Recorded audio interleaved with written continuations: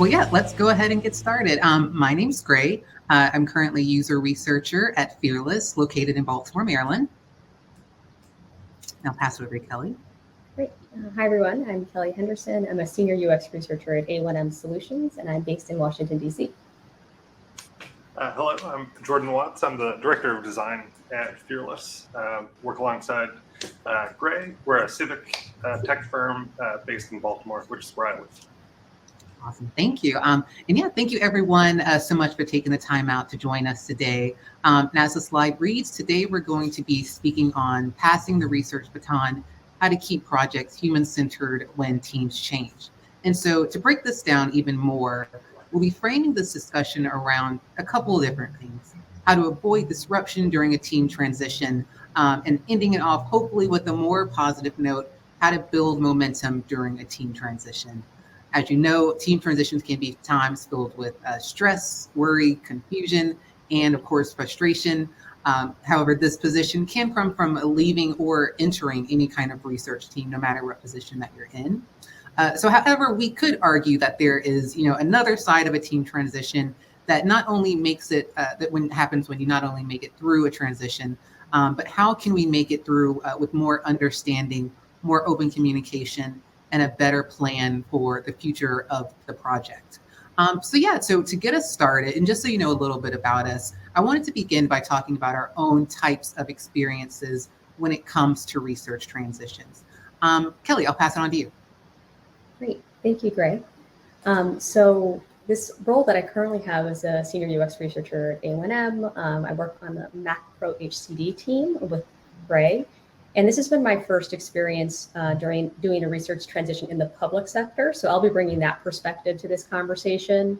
The other piece is I joined this team in the last year of a 3-year contract. So there's a lot to sort through and make sense of during this transition onto the team. So we'll have stuff to share about that. Absolutely. And for me, I've experienced a few transitions on my own, specifically from the team that we're on right now. Speaking from management, and on our research team, we've had a couple come off and enter the team. I also remember speaking specifically to myself, it was just very complicated to even kind of get a grasp of where to get started whenever you're entering a team, especially if they have a lot of momentum already behind them. Jordan, what was your experience been as a director during team transitions? Oh, totally. I would start off by saying that, I came into the civic tech world working first in the private sector, always around public services. And so I spent some time as an intern with the Maryland Department of Commerce. I worked at the National Aquarium. And so I always had this dream of applying my passion applying my passion for public service and social good with technology. And so I always had this idea, which I think is like kind of a common myth in our industry, of this, like, there is this savior group that comes out of nowhere. There's some really important digital service that's launching, and there's a public facing website that on launch day fails, and somewhere out there, this lone group of people comes in and they save the day. And so when I first started at Fearless, I worked on a project for the Small Business Administration. We were modernizing their public-facing website, sba.gov, and I brought in some of those same kind of beliefs and that same sort of like myth mentality, and it was really difficult to get started. And so what I found was, even though I really wanted to apply human-centered methods to make sure that the voices of users were always present in the work that we were doing, it was hard to find the right folks who would either allow us the permission to talk to folks, talk to users, or even the right tools that we needed at the time to conduct our research quickly. And so over time, I've sort of evolved my thinking to realize that this is really it's a long game. And so the real success is about creating the long-lasting infrastructure, whether it's culture change through digital transformation or tooling through the development of design systems and principles and things like that, to give teams like mine head start when they get into things. And so I've used that experience both as a designer on projects like SBA.gov. I've done some work for the Centers for Medicare and Medicaid Services.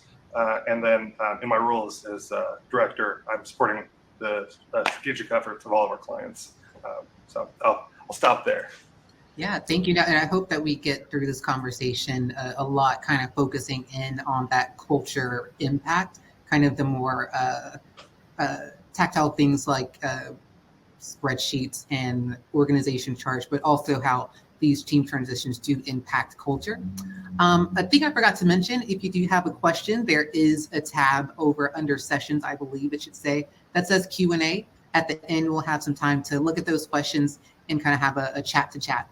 But yeah, to get us started, I'm actually going to pass to Kelly to discuss a bit more on about what we do and also how we gathered the insights from other HCD teams to bring together today's panel. So I'll go ahead and pass it over to Kelly. Great. Thanks, Greg. And as you just heard in our brief introductions, the three of us have a variety of experiences with research transitions. And so we're really excited to talk more about this in the conversation. And I did want to share that to really build on the individual experiences we have and prepare for this panel, we partnered with the Center for Medicaid and CHIP Services, CMCS, Human-Centered Design Unification team, in order to gather insights from other HCD teams who have had a range of experiences with research transitions. And so we just thought it would be a really valuable thing to bring to this conversation. And as a little bit of background on that team, they work together with stakeholders and vendor teams to unite, uplift, and unlock HCD across the Medicaid and CHIP tool ecosystem. And their vision is a culture of shared insights, collaboration, and experiences. They help 8 HCD teams within this ecosystem, and myself and Gray have become big fans of this team as their efforts were really thoughtfully considering how to enable individuals and teams do their work across this ecosystem, especially during transitions. And so one of the key features of the HCD unification team is the community of practice that they convene. And that's a monthly meeting open to all members of the HCD teams within the ecosystem to discuss a range of topics. So what we did, Gray and I partnered with them so we could kind of raise this topic, the research transitions, with a broader group of designers and researchers, so we could bring this, like I mentioned, to this conversation. And in that meeting, we led joint exercises. So one of them was focused on trying to understand first kind of what experiences people had either handing off projects or inheriting projects. And we, of course, jumped in a Miro and put in different stickies and people responded. And it really drove a really interesting conversation about kind of the physical artifacts as well as the kind of, as Gray had mentioned, some of the cultural things that were needed during those times. And then we also posed, and this was a really interesting concept that HCD unification team has been thinking about, if you were going to be inheriting a project from what, if the previous team left a care package, what would you hope for in that, either from a designer or researcher or manager? So we really had a chance to kind of dive in and think, imagine about a future where some of these transitions could be smoother. So this is just kind of giving you a little highlight there, briefly show as some context. Some of these themes that came up in the conversation will come up in what we probably talk about today. So really grateful for everybody who joined in on that meeting and that we could kind of bring those ideas with us. And we thought it would be a helpful way to jumpstart this conversation. So I'll pass it back over to Gray. Thank you. And yeah, I noticed that it's a bit small to see the sticky notes, but don't worry, we're going to be referring back to those sticky notes as Kelly mentioned. But yeah, so let's go ahead and get to our first question, kind of a main one. What makes design and research team transitions so difficult? Jordan, I'll pass it off to you first. Oh, sure. So I think one of the important things from that Kelly highlighted, and we've been talking about in the jump of this, is the importance of culture.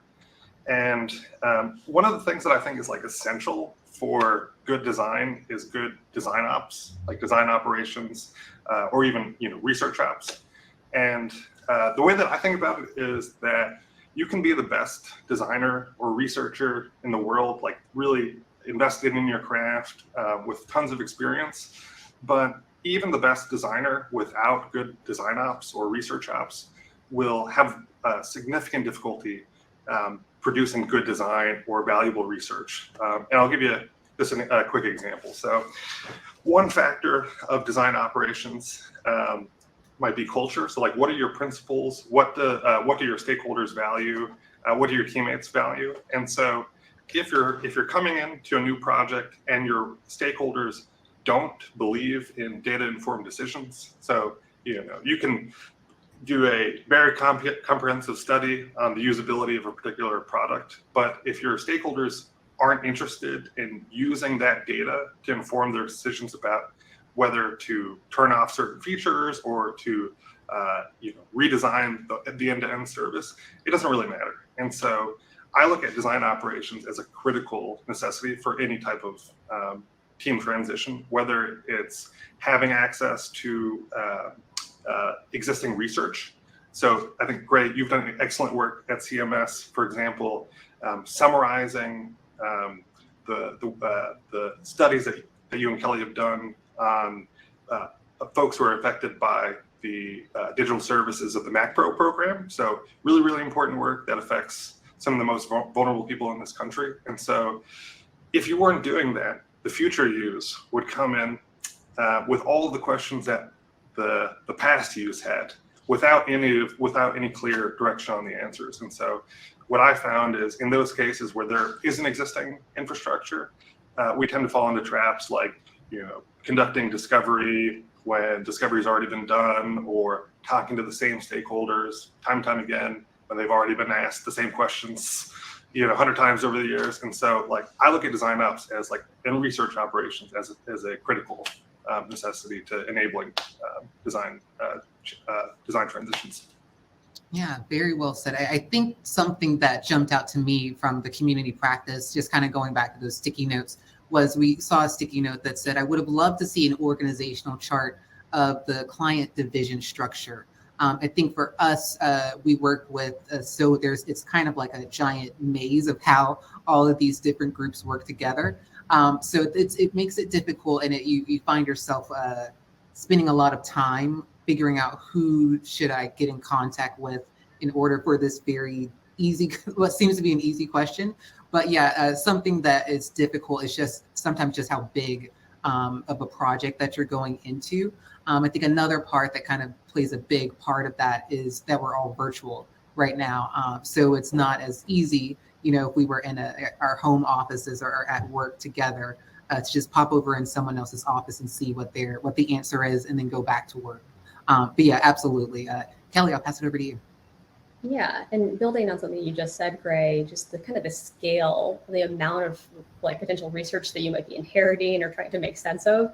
I think that's what I came into was the last year of a 3-year contract. Like, okay, a lot of different contractors have worked on this, and they have different styles. They have different approaches to naming things. So there's this challenge of just kind of navigating the lack of standardization that existed there, and then kind of trying to uncover the different artifacts and trying to say okay, has this been validated by this type of user? Has this been done, recently? There's been a pandemic. Is this still relevant? So trying to make sense of what already exists, I think is a big piece. And then I wanted to build off of a thing that Jordan mentioned about there are different blind spots when it comes to who you've talked to before.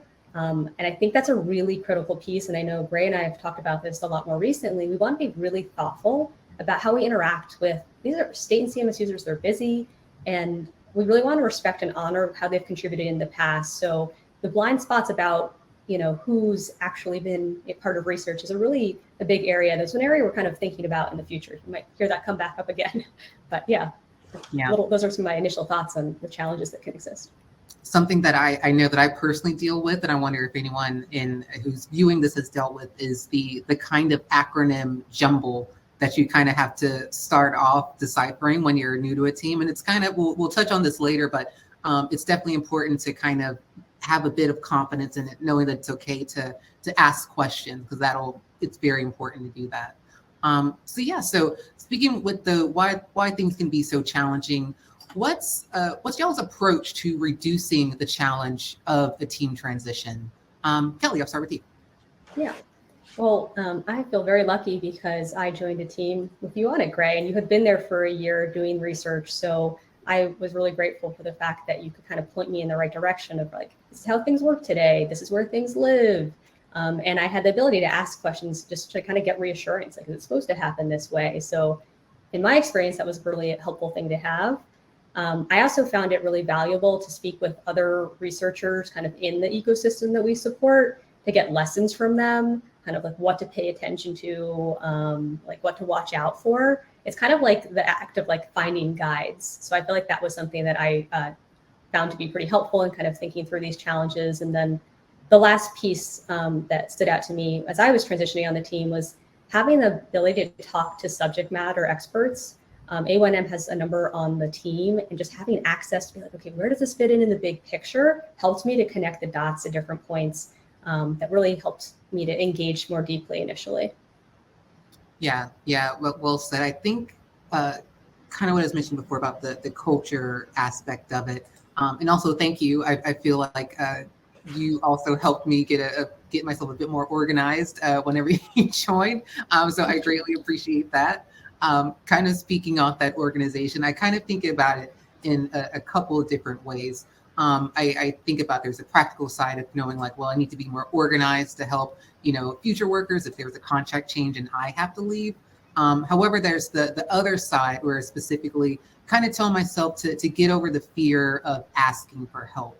I think that that's something that we all can work on, no matter what company or what even group of organization that you're in. I was talking to Jordan one-on-one, and learning that it's okay to say I'm confused, and kind of building that trust in yourself and also your team. They should be supporting you whenever you're transitioning on a team. You would hope that would be something that would be helpful.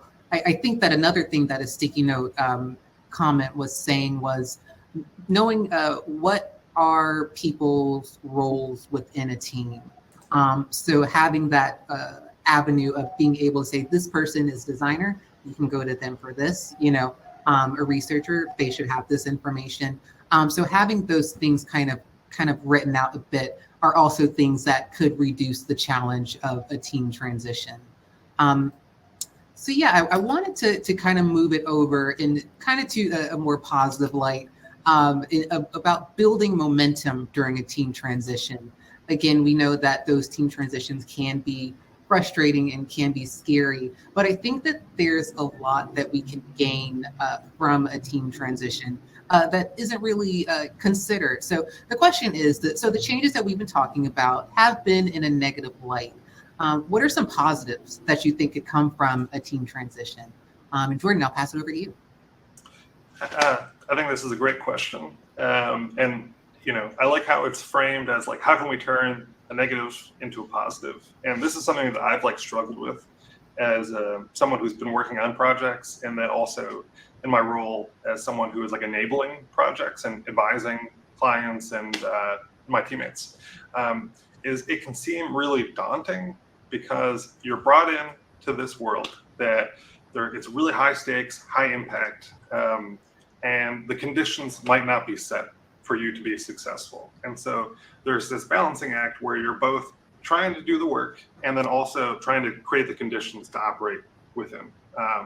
And so when I was early in my career, I kind of looked at that as the work that I didn't want to do, or this is the work for someone else. Now I realize this is actually a blessing. This is a great opportunity to create the long-lasting change that's necessary to deliver good digital services. I work closely with Greg Godbout. He's Fearless's Chief Growth Officer, former Executive Director of AT&F, and the way that he describes digital transformation as the change needed to deliver good services in the digital age. And so that might be delivering a product or completing a study that helps stakeholders make informed decisions. That might also be changing the mind of a stakeholder who's going to endure long after your team is gone. I'll give you a really quick example that I think just ties into some of what Kelly was saying. So something that Fearless has been doing, I mentioned the importance of design ops. We've been consulting with CMS's internal IT office, the Office of OIT, that is the acronym soup version. So what we've been doing is we've been providing strategic design support. And so we are conducting research and doing product design for some of the internal teams, the teams that are, for example, managing their authentication services or things like that. And so that's one side of the house. The other side of the house is we're also improving their design operations. And one of the ways that we do that is through strategic consultations with senior leadership. And I'll give you just a quick example of that. So we work really closely with a leader named Tanisha Williams, who, if you look at her calendar, every day she's completely booked, right? She's doing the work, like the work of like 3 people in a single day. And so at the very beginning of the project, this is years ago, she knew that human-centered design was important, but she really wasn't sure how to use it. And so she might not necessarily have seen the value of research or findings of a usability study a couple of years ago. More recently, she is going into meetings with senior executives, who are leading divisions of people and things like that, and she's asking our team preemptively to provide research to inform those discussions. And so that is the lasting change that's necessary to make this movement endure. And so, like, the ability to change people's mind and to show value through human-centered methods like research and things like that, that's a real blessing. So anyway, I think that's one of the ways you can turn that negative into a positive. Absolutely. That kind of makes me think about what if you're transitioning on a team and they perhaps don't have that sort of value in human-centered design thinking. I think for us, I think of work as like the actual work and sending emails and all of that, but it's also just like learning how to communicate with people. Do you have any advice on potentially, if that's a problem, going into a group that doesn't have like a human-centered approach to things? I love the way that you framed it around values, because this is how I sort of found it, is you can make the most compelling argument, but if somebody doesn't value what you're saying or the sort of the core underlying premise of your argument, they're not going to change their mind. And you can be as persuasive as possible, but like, I think if you can find shared values, that's the way to approach it. And so, like, as an example, you mentioned, like, it's really helpful to know who's who, like who's the org chart, what do all these acronyms mean, and that you might receive some resistance to that, right? And so one way that you might approach that request is by saying, like, well, we want to reduce risk to this program.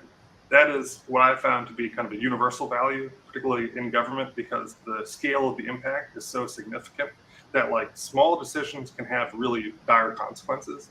And so you might say, like, well, I want to know what all these acronyms mean because I know that this space is highly regulated, and I want to prevent that. I want to do what I can right now to prevent the case that in 6 months we've done all the work to release this great feature that's going to deliver value and drive the mission. But what I want to avoid is that we've missed some of the regulatory considerations that once we get to that finish line, your Office of General Counsel will come in and say, hey, sorry, this is going to break the law. We can't do that. And so, like, these are the things that we can do now to reduce that risk. And so that's a way that you can talk about it in terms of, like, value. And it becomes less about, like, oh, well, is this human-centered enough, or are we applying design thinking methods? It's more about meeting people where they are.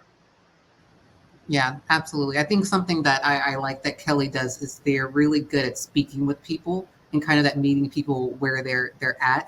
I take a lot from their ability to ask those questions because they kind of inspired me to be able to ask more questions from other people. So yeah, and I'll pass it over to Kelly. What are some of the positives that can come from a team transition? Well, first of all, thank you for saying that. And I think we've both really acknowledged that in different interviews, we've learned from each other and how to best communicate with different user types. So I did want to thank you as well. I think one thing that comes to mind, and it's a little bit of kind of what Jordan was sharing about understanding the values. And kind of this specific example for Bray and I, when I first started, I thought, okay, I want to learn about the immediate stakeholders we work with and do interviews, but I want to be really thoughtful about that because they've been interviewed a number of times. So one of the big things that I tried to frame that around is, like, what do you need today? We haven't checked in with you in a while. So it was an opportunity to do a little bit of a reset. And one of the positives that came out of it was that we learned about kind of the ways we can best deliver value for them right now. We for prior, it was like we were providing a lot of different deliverables. It was this one pager, Great does a nice job of creating. We've got these readout presentation decks. Then we have had a pretty long reports. And what we found out is that they were really looking for high level points they can share with their leadership. They wanted things that they can immediately pull out. This is the why for how users are experiencing the tool today, what's causing the biggest problems, so they can advocate among the other stakeholders that they're working with, so they can be more evidence informed. And so we were able to say, like, let's direct our energy on the one pager and the readout, which they said really helped them get their needs. And it's been like there's a lot of time. I know, Gray, you would spend a lot of time doing those reports. And now we can kind of focus our energy and distribute it more towards kind of some upcoming projects. So it was an interesting ability to have a little bit of a reset, that because there was a new person that kind of came in, it was like, hey, like, what do you need today? So glad we could kind of make use of that time. Absolutely. I think the idea of that reset kind of leads me to our final question, is what are 3 things you could do today to ensure your team has a positive transition a year from now? Kelly, I'll set it back to you. Okay, thank you. So one of the first things I think about is around any sort of like quick start guides, like in one place, almost organized as a story. Like I can see a narrative being really key part of this, because it's like, what is the story of the artifacts? Why were they made? What decisions were they helping to inform? And what decisions came out of it? So that there's this record we can kind of all see and build on, whether that's having us a like timeline with key milestones being a really big part. So you can have that consistent shared understanding. Another thing that I think about a lot is really focusing energy on relationship building across teams. So getting to know like the researchers and neighbor contracts, that being really a helpful thing. The human-centered design unification team has played a really great role in getting that kind of cross-pollination across teams. So really grateful for being able to work and learn from them. And the last piece I think would be around like time to learn and honor the past. These projects are such a long time scale. So anytime you can spend at the beginning, really reviewing what's been done before, help get an initial consolidated shared understanding of the past, not only to just get everybody on the same page, but also to, like I say, like a lot of people have contributed. You don't want to repeat work, and acknowledge that you're contributing to one part of the journey. So that's what I would say about 3 things to keep in mind. Yeah. Jordan, what about you? Sure. And I know we're short on time, so all right, I'll try to condense this because I think Kelly hit so many good points.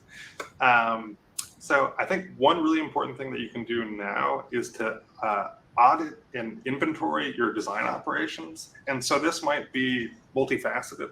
You might have a design system that's like fully formed with principles and guidance on components. You might have a recruitment process that allows you to like schedule time with internal or public users very quickly. And so if you can take the time to sort of audit how mature these elements are and how to access them, how to use them, things like that. These are things that you can pass on to the future teams to understand where they are at, where these operations are, like how they can rely on them, and like even give them an idea of how to improve them for the next team. So that's one quick point.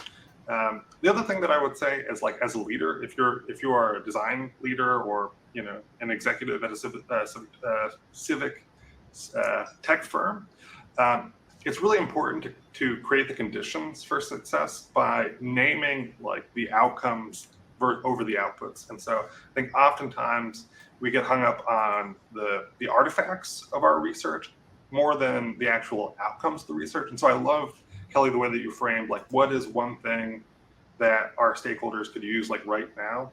I would always frame that as like, what is a decision that they need to make, right? So like an outcome for MacPro that we know of is that CMS wants to reduce the speed and cost of adjudication, for example. They want to make reporting easier and things like that.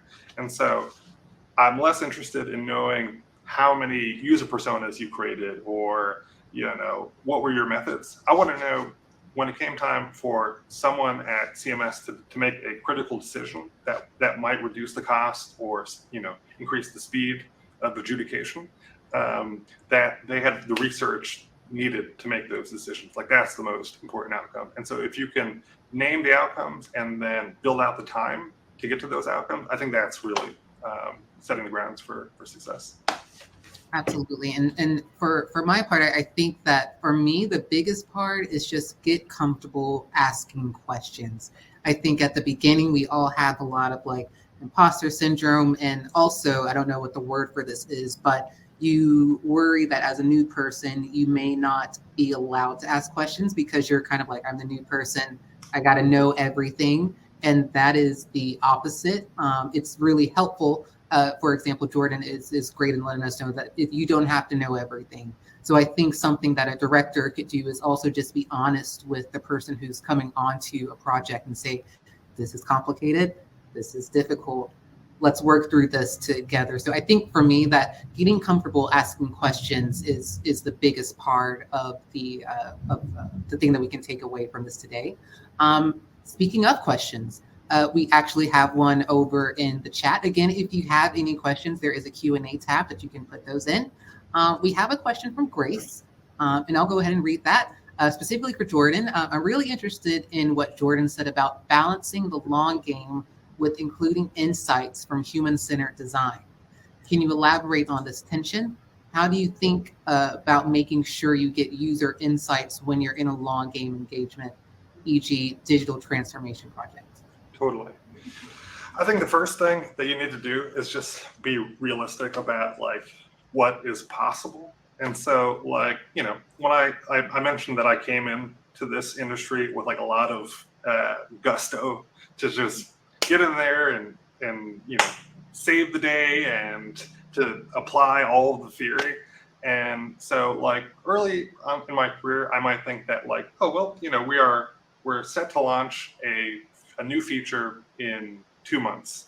And I would like to do some usability study, do some usability testing to understand how difficult this new feature is to use. And so I'm going to talk to 50 people, and I'm going to conduct this study by the books.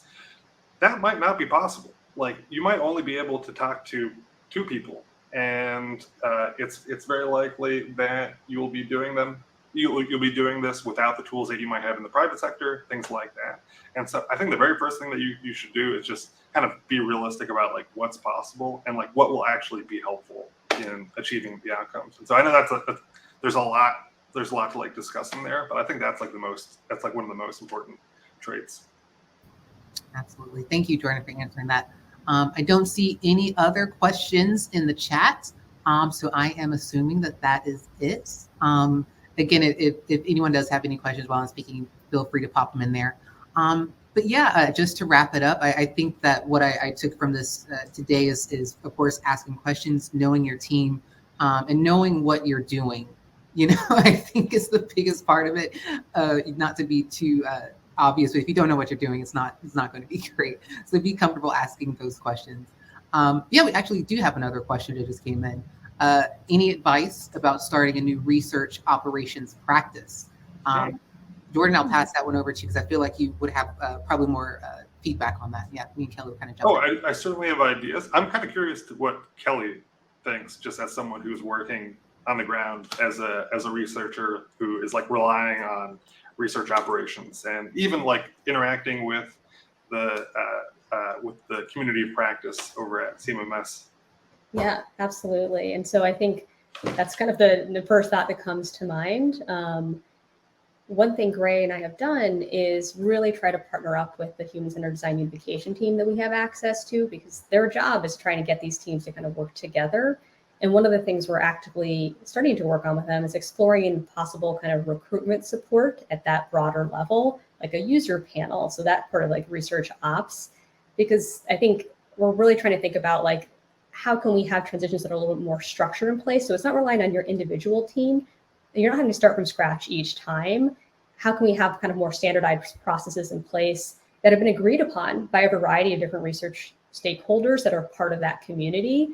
So if you're inheriting or handing things off, you have a little bit more kind of things you can kind of rely on and expect on, whether it's like templates for different processes, advice and organizations for how you do your dovetail, other things like that any team can build on. So part of me thinks about, are there ways that you can kind of, as a team, build resources in partnership? And if you happen to have an opportunity to have some broader umbrella team to work with, or to build alliances with other teams, if like Gray and I also are kind of working with one of the other HCD teams and kind of thinking about a participant tracker, for instance, because as we mentioned at the beginning, there's a lack of visibility, each contract kind of operating independently. So that's another area, if that's not the case, to team up with other teams that are facing similar problems. And so there's a curiosity to say, how can we kind of work on something together that potentially could be fleshed out into stronger kind of research operations? I want to add to that just quickly, if I might, Ray. Okay. So I think you, Kelly, identified like a winning strategy, which is to like find the other teams that are suffering the same pain. So, for example, we've been talking about the HCD reunification team within MacPro, and so part of what this team is doing now is managing the research repository for the whole program. So, like, at one point, multiple teams were each managing their own individual repositories, and so you can imagine it's like you got 20 dovetail accounts, each with their own like syntax and structure, and there might be a team over here that has the same question that a team over here answered through research 2 weeks ago. And so like what we uncovered was that there's a shared struggle behind all of these teams, and so there's a shared need, right? Like a centralized research repository that's easy to find and manage and things like that.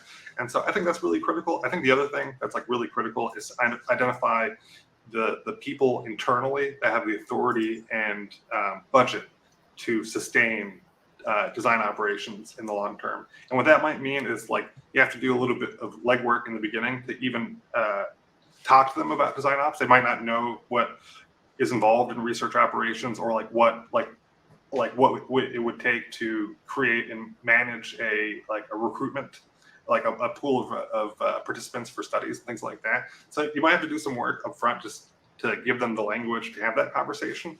But once you do that, because they have the authority to influence the system and also like the budget to sustain it in the long term, that's how you get like the momentum to keep it going.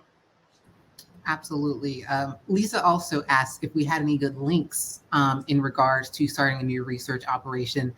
Kelly mentioned Dovetail. Dovetail, if you haven't noticed, it's a great place. Jordan did mention it without control, it can get out of control. So I think keep that in mind. So have a set standard way of doing things, but Dovetail is a great way to get some organization.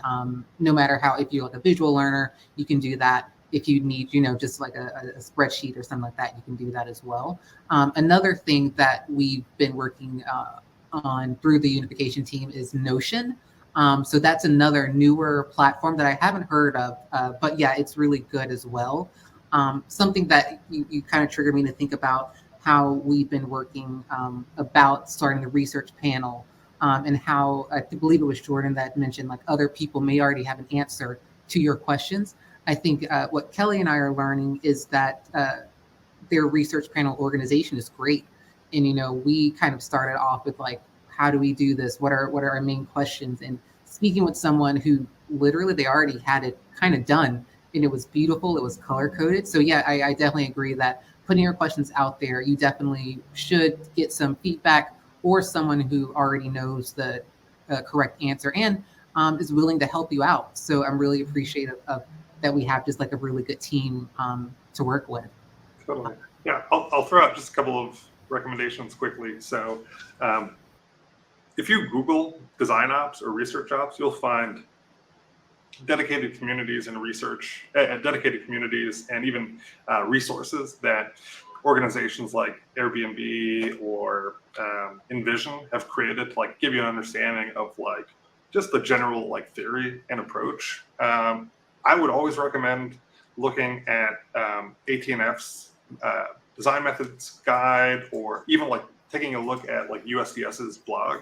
Because what I find is that sometimes when folks come in from the private sector, and so a lot of this like design ops and research ops thinking is coming from the private sector, they miss some of the essentials to make the formula work in our industry. And so, for example, USDS and AT&F have, I've read instructions that were published by those groups about how to be human-centered and also maintain compliance with the Paperwork Reduction Act, which is just the nature of our work. And it's a really important, consideration. It prevents people from being unduly, it reduces burden on the public.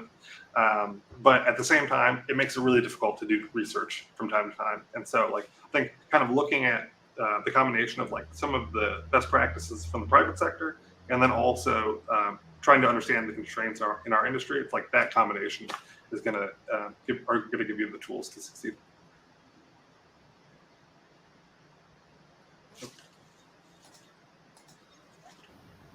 I'm muted.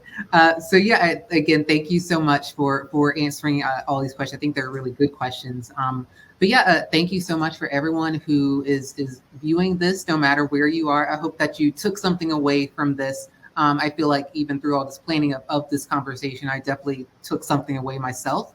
Yeah, if you have any questions, I'm sure we can find our email somewhere through this. But yeah, I hope you all have a great rest of your day, and thank you so much for joining us.